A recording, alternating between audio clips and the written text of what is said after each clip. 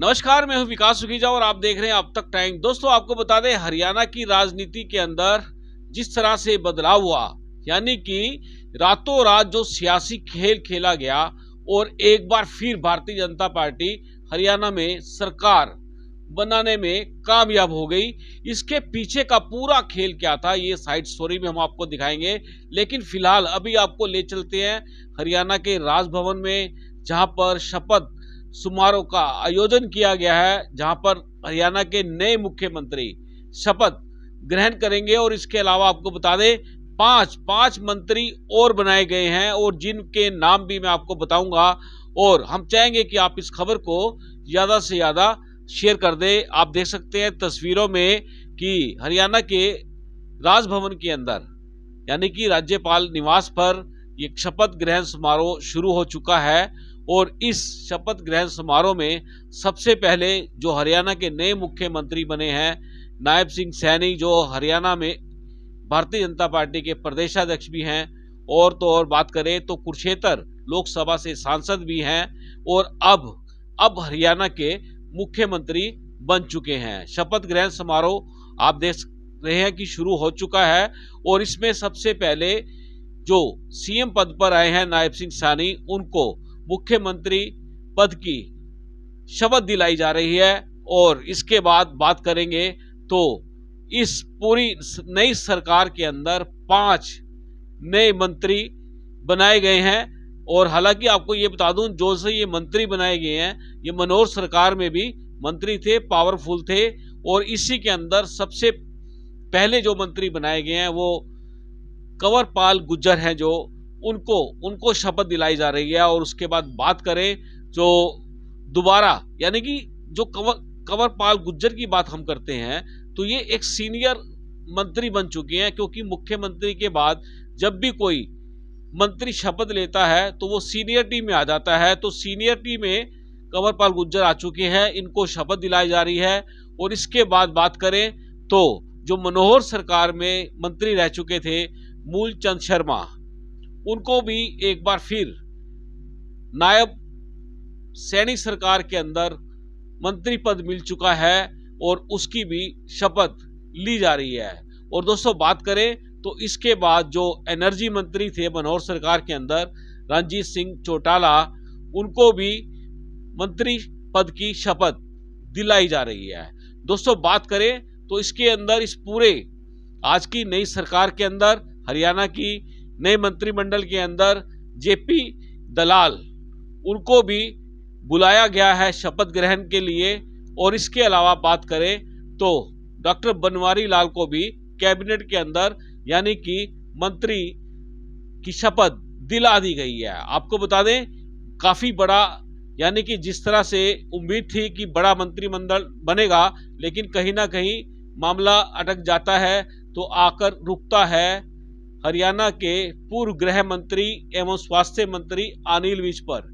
अनिल विज ने इस पूरे कार्यक्रम से अपने आप को दूर किया हुआ है, उनकी कहीं भी कोई झलक सामने नहीं आई है। दोस्तों, हम चाहेंगे कि आप इस खबर को ज्यादा से ज्यादा शेयर करना। अब दोस्तों, सबसे बड़ी बात यह है कि हरियाणा में लोगों को ये बात बिल्कुल भी समझ नहीं आई, हरियाणा क्या पूरे देश के अंदर, कि ये बात बिल्कुल समझ में नहीं आई कि जो सरकार एकदम से बढ़िया चल रही है, सुपर डुपर चल रही थी, और कल ही हरियाणा के मुख्यमंत्री और देश के प्रधानमंत्रियों ने मिलकर दिल्ली में एक बड़ा, यानी कि एक बड़ा फंक्शन था, वहां पर एक साथ थे और बिल्कुल भी किसी को भनक तक नहीं लगने दी कि हरियाणा के अंदर सत्ता परिवर्तन हो जाएगा, जेजेपी की छुट्टी कर दी जाएगी। लेकिन दोस्तों, आपको बता दें, जो हमारे सोर्स हैं, कि हमारे पास खबर आ चुकी थी कि एक चिट पहुंचा दी गई मुख्यमंत्री के हाथ में, और वही चिट आगे पहुंच जाती है नायब सिंह सैनी के हाथ में। दोस्तों, पर्ची का जमाना आपको मालूम ही है, हरियाणा सरकार जो पहले की थी, पूर्व सरकार मनोहर लाल की, पर्ची और खर्ची से हमेशा उन्होंने दूरी बना के रखी। लेकिन यहां पर जो बात सामने आ रही है कि एक पर्ची चली थी और पर्ची से ही डिसाइड हो चुका था कि हरियाणा का अगला मुख्यमंत्री कौन होगा। जेजेपी की अब छुट्टी कर दी जाएगी। और उसके बाद आपको बता दें, जेजेपी से 2 विधायक भी आज के समारोह के अंदर पहुंचे हैं। और उसके अलावा जो इंडिपेंडेंट है, आजाद विधायक हैं, वो भी इस कार्यक्रम के अंदर पहुंचे हैं। बड़ा जबरदस्त कार्यक्रम ये किया गया है और कहीं ना कहीं उन लोगों की आंखों में आंसू भी देखने को मिले होंगे कि जिनको बड़ी उम्मीद थी कि कहीं ना कहीं मनोहर सरकार में उन्हें बड़ी उम्मीद है, कुछ पद मिलने की उम्मीद है। लेकिन अचानक जिस तरह से सियासी पारा डाउन हुआ और उसके बाद एक बार फिर अप गया, तो वो कहीं ना कहीं अपनी इंपॉर्टेंस लेकर आ चुका। किसी के कानों कान कोई खबर नहीं थी कि आखिरकार ये होने वाला क्या है। अब दोस्तों बात करें तो आम चुनावों की तैयारी चल रही है और उससे ठीक पहले आपको बता दूं, ये इसी हफ्ते में लगभग चुनाव आचार संहिता लग सकती है। और उससे पहले हरियाणा में एक बड़ा सियासी फेरबदल जो हुआ है, इसने भी अपने आप में एक जबरदस्त राजनीति को गरमा दिया है। और दोस्तों बात करें कि अब प्रदेशाध्यक्ष की बात करें तो प्रदेशाध्यक्ष को लेकर भी कई नाम सामने आ रहे हैं। अब उनमें नाम हो सकता है करनाल के सांसद संजय भाटिया का नाम हो सकता है, जो इस समय सबसे पहली लिस्ट यानी कि बात करें तो सबसे ऊपर नंबर पर उनका नाम लिखे जाने की जानकारी मिली है। अब दोस्तों बात करें तो जैसे कुरुक्षेत्र की सीट खाली हुई है, तो कुरुक्षेत्र से अब आम चुनाव होने हैं, तो वहां से भी नया कैंडिडेट आएगा। और समस्या जो है सबसे बड़ी वो है करनाल के लिए कि करनाल जो सीएम सिटी हुआ करता था, जिसके सर पर मुख्यमंत्री का ताज हुआ करता था, आज वो केवल विधायक बनकर रह चुका है। ये बात कहीं ना कहीं करनाल के लोगों के जहन के अंदर सही नहीं बैठ रही है। दोस्तों करनाल के लोगों में एक बात थी कि कुछ जो भी हो, कम से कम मुख्यमंत्री तो उनके शहर का था। लेकिन अचानक से जब बड़ी पार्टी के अंदर बदलाव होता है, बड़ी पार्टी डिसीजन लेती है, तो तब बात करें तो कुछ ना कुछ नया हो ही जाता है। और इन्हीं बातों को लेकर सियासत के गलियारों के अंदर नई नई चर्चाएं शुरू हो जाती हैं। दोस्तों मामला बड़ा गजब का है कि आखिर ये हुआ कैसे, कि आखिर 24 घंटों के अंदर इतना बड़ा फेरबदल हो गया। ये हुआ कैसे है, इस बारे में अभी किसी भी तरह की कोई भी इंफॉर्मेशन सामने नहीं आ रही है। लेकिन बात करें तो कहीं ना कुछ तो चल रहा था जिसको बदल दिया गया। सरकार की कार्यप्रणाली पर प्रधानमंत्री ने खुद संतोष जाहिर किया था। और उसके बाद बात करें तो तुरंत सियासी जो ये हलचल हुई और हलचल में मनोहर सरकार को पीछे हटना पड़ा और नई सरकार नायब सिंह सैनी की आपके सामने आ चुकी है।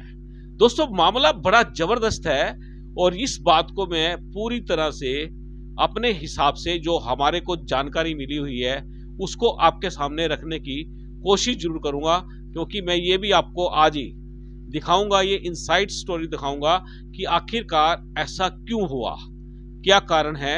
लेकिन जो मेरे सोर्स कहते हैं, जो मेरे पास जानकारी थी, वो कहीं ना कहीं देश की इंटेलिजेंस एजेंसी आईबी की बात करें तो कहीं ना कुछ इंफॉर्मेशन सरकार के, केंद्र सरकार के कानों तक पहुंची और जिसके बाद ये बदलाव हुआ। मतलब कि एक सियासी बड़ा हलचल हरियाणा में होने वाली थी और उससे पहले ही बात करें तो उससे पहले ही पूरा का पूरा मामला सेटअप कर दिया जाता है और बड़ी ही टेक्निक के साथ इसको सेटअप किया गया जो लोगों की समझ से बाहर है। आखिरकार ऐसी क्या बात हुई, ऐसा क्या हुआ कि जो लोगों में उनके जहन तक नहीं पहुंच पा रहा है, ये बड़ा सवाल है। आपको क्या लगता है भी आखिरकार इतना बड़ा जो बदलाव हुआ है किस कारण से हुआ है? क्या राजनीतिक चेंजेस हो सकते थे? क्या सरकार गिर सकती थी? या जेजेपी से जो जिस तरह से समझौता टूटा है उससे सरकार गिर सकती थी? इंडिपेंडेंट भाग सकते थे? या जो जेजेपी थी वो क्या कांग्रेस से हाथ मिला सकती थी? इंडिपेंडेंट्स उधर जा सकते थे? तो कहीं ना कहीं ये सब बातें हैं, ये अपने आप में बड़ी इंपॉर्टेंस रखती हैं, क्योंकि राजनीति के अंदर कुछ भी संभव है। चलिए दोस्तों, ये खबर आपको कैसी लगी है ये हमें आप जरूर बताइएगा। और अब मैं आपको चाहूंगा कि आप इस खबर को ज्यादा से ज्यादा शेयर करें, कमेंट बॉक्स में अपनी राय लिखें। हरियाणा को लेकर आपका क्या कहना है?